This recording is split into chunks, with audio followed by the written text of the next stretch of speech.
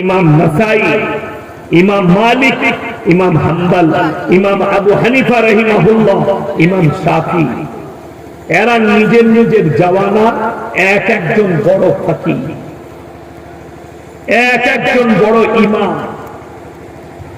তারা এবং আজকের যুগে যতগুলো মুহাদ্দিস আছে, যত জ্ঞানী আছে, সবাই আজও কলম ধরে নবীজির পক্ষে লিখে যাচ্ছেন। যে লোকটা কারোর কাছে শিক্ষা নিল না, গোটা পৃথিবী সেই মানুষটার সম্পর্কে স্টাডি করে যাচ্ছে। জোরে বলুন সুবহানাল্লাহ। তিনাকে আল্লাহ কেমন বানিয়েছে। চলুন, এখানে এতজন মানুষ এসে বসলে, আরো যারা ফাঁক থেকে শুনছে, যারা শিক্ষিত আছে, স্কুলে গেছেন, এমএসসি, বিএসসি, বিকম এখানে আছে, একজন খালি দাঁড়িয়ে বলুন, পৃথিবীর প্রথম সভ্যতার নাম কি? আমি 100 টাকা চা খেতে দিয়ে যাব, কসম করে বলছি দিয়ে যাব। একজন শিক্ষিত দাঁড়িয়ে বলুন, পৃথিবীর বললাম, ভারতের নয়, পৃথিবীর প্রথম সভ্যতার নাম। আপনি আমি মুসলমান, জানি না। আমাদিকে লোকে মাদ্রাসা ছাপ বলে, শিক্ষিত এরা মৌলবি, এরা মাদ্রাসায় পড়াশোনা করেছে, এদের কোনো জ্ঞান নেই। আমরা মাদ্রাসা ছাপ। আপনি তো স্কুল কলেজের পড়নেওয়ালা, ইউনিভার্সিটিতে পড়নেওয়ালা। বলুন, পৃথিবীর প্রথম সভ্যতার নাম কি? পৃথিবীর ইতিহাস গুলো শিখে যান, আজকে হৃদয়ে গেঁথে নেন। প্রথম সভ্যতার নাম মিশরের মুসলিম সভ্যতা। জোরে বলুন সুবহানাল্লাহ। এটা পৃথিবীর প্রথম সভ্যতা। দ্বিতীয় সভ্যতার নাম স্পেনের মুসলিম সভ্যতা। স্পেনটা কোন খ্রিস্টান, ইহুদি, বেঈমান, কাফেরের দেশ ছিল না। ওই দেশটা ছিল মুসলিম রাষ্ট্র। মুসলমানদের রক্তর হুলি খেলা হয়েছে। তারিখটা ছিল 1 এপ্রিল। আজকে আপনি খুঁজলেন, আমাদের দেশের যতগুলো স্কুল আছে, কনভেন্ট আছে, স্কুল, কলেজ, ইউনিভার্সিটি, এইগুলোতে এপ্রিল ফুল পালন করা হয়। সেখানে মুসলিম যুবক যুবতীরাও অংশগ্রহণ। এতে কোনো সন্দেহ নেই।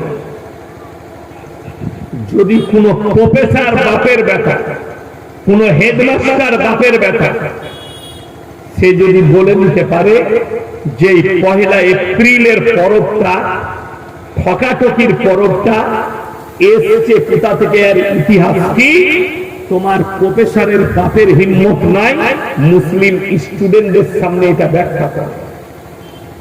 কেন? এই তারিখটা ছিল 1 এপ্রিল। দেশটার নাম স্পেন। খ্রিস্টান, ইহুদি, নাসারারা ধোঁকা দিয়ে মুসলিমদের রক্তর হুলি খেলেছিল।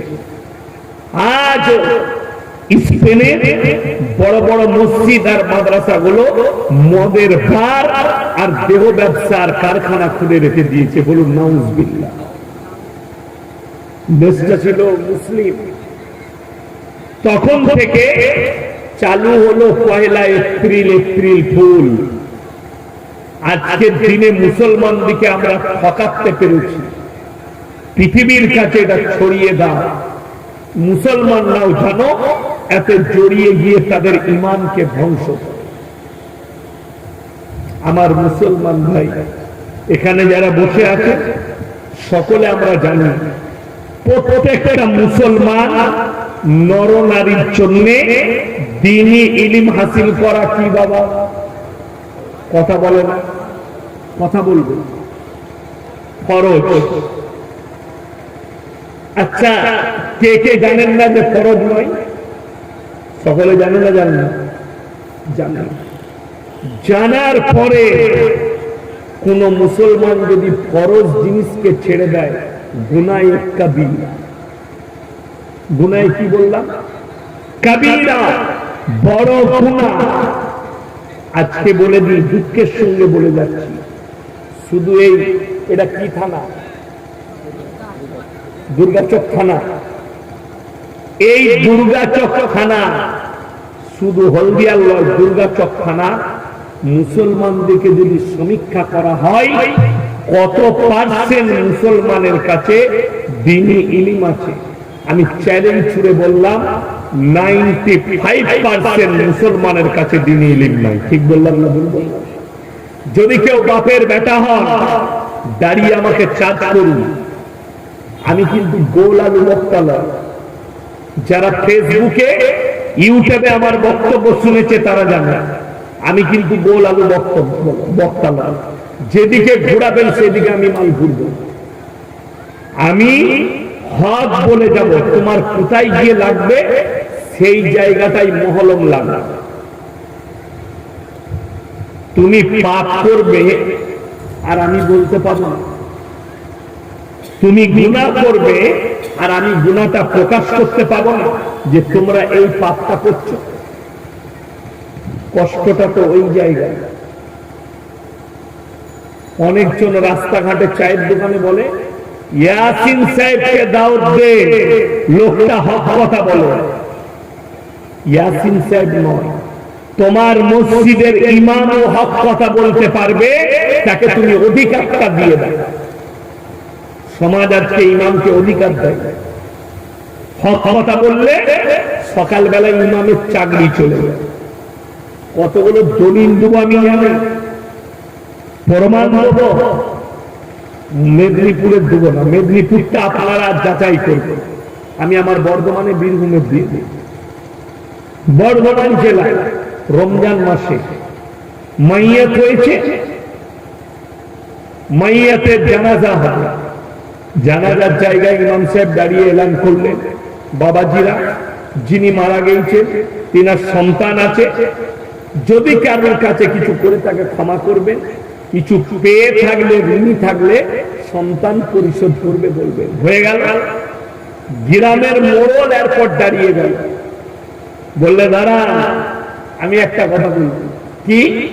সালাম আলাইকুম ভাই, জানাজার ময়দানে যত মেহমান এসছে তাদের জন্য খাবার আয়োজন করা হয়েছে, জানাজার নামাজ পড়ে খানা খেয়ে যাবে। ইমাম সাহেব বলল রমজান মাসে খানার এলান করা হারাম।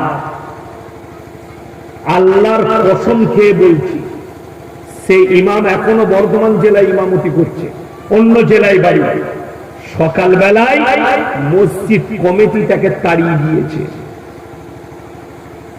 আজকে কিন্তু আমি এখানে জলসা করতে এসেছি, আমার কিন্তু চাকরি যাওয়ার ভয় নাই। ভয় আছে? আমাকে যদি বলেন হুজুর এত কড়া কথা বলতে পারবেন না, গাড়ি আমার দাঁড়িয়ে আছে, নামবো, চেপে যাবো, পালিয়ে যাবো, তুই বুঝে নে। আমি অন্য জায়গায় এসে এই কথাটাই বলবো, আমাকে দাওয়াত দিবি। তো সহ্য হলে দাওয়াত দিবি, না হলে দিস না। কিন্তু আমি আর বাইরে বলতে পারবো না। শুনেলে ঈদের পরে আমি ইয়াসিন ওই এলাকায় জলসা করলাম আর বললাম রমজান মাসে মাইয়াত বাড়িতে খানা রান্না করা হারাম। তখন বলেছে হুজুর হক কথা বলেছে। আমি বললাম আমি বললে হক, আর তোর ইমাম বললে তাড়াবি?